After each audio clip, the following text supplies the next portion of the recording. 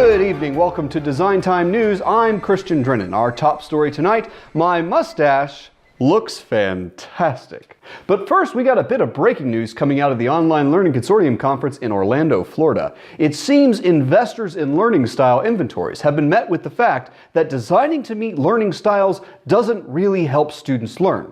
This news comes out of a talk given at the OLC conference from the University of Cincinnati. Let's go over to Carolyn, who is on the scene with a report. Carolyn? Thanks, Christian. Yes, it's complete chaos here outside the Online Learning Consortium conference, where this news has just broken in a fantastic presentation given by a group from the University of Cincinnati.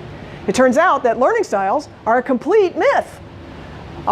Excuse me, sir, can I talk to you for a moment? Yes, sure. Oh, awesome. I have here a typical conference attendee who was at this fantastic presentation.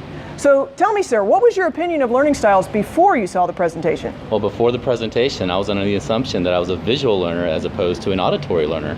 Is that right? And now, after the presentation, what do you think now? I believe now that learning styles are just a myth and it's not an effective way to design a course. That's great. Thank you, sir. Thank you so much for your time. Well, there you have it. This is the reaction of everyone I've talked to. They're stunned that learning styles isn't a real thing because it makes so much sense. If you prefer to get information in a particular format, say video or text, that must mean you'll learn better if you're given that information in that format, right? Right, Carolyn. Wrong, Christian. According to today's fantastic presentation, the truth is that study after study has failed to find a link between a person's stated preference for learning and whether or not they actually learn something. In fact, we were hard-pressed to find a valid study that did definitively prove that designing to meet a learning style was effective. Those studies that support learning styles are very suspect. And why is that, Carolyn? Well, one of the primary reasons is that learning styles are almost always determined by learners self-reporting their preferences, which any experienced researcher will tell you is a notoriously bad way to gather data. So any data from a self-reported learning style inventory is suspect right off the bat. There's also the fact that how you prefer to do something doesn't necessarily mean that's the most effective way to do it. So, Carolyn, tell us how these myths about learning styles actually got started. Well, for one thing, as we already said, it feels right. It seems to make sense. But if designing to meet learning styles does not actually result in better learning outcomes for students, then what it seems or feels like doesn't matter. You're just wasting time on a design approach that doesn't work. Another reason is that learning style inventories apparently are big business.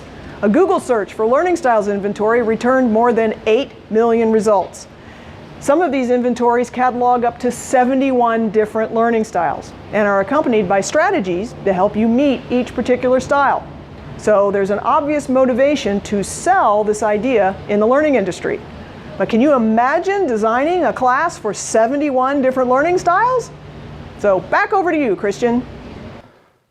Wow. No, I can't imagine creating that many learning styles in a course. So thank you, Carolyn, for that in-depth report from the scene. Up next, we have more breaking news on competing learning myths. Stay with us. We'll be right back after these commercial messages.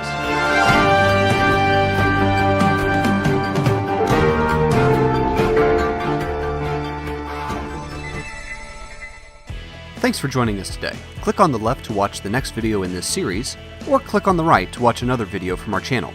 And don't forget to click the center channel icon to subscribe. Thanks for watching.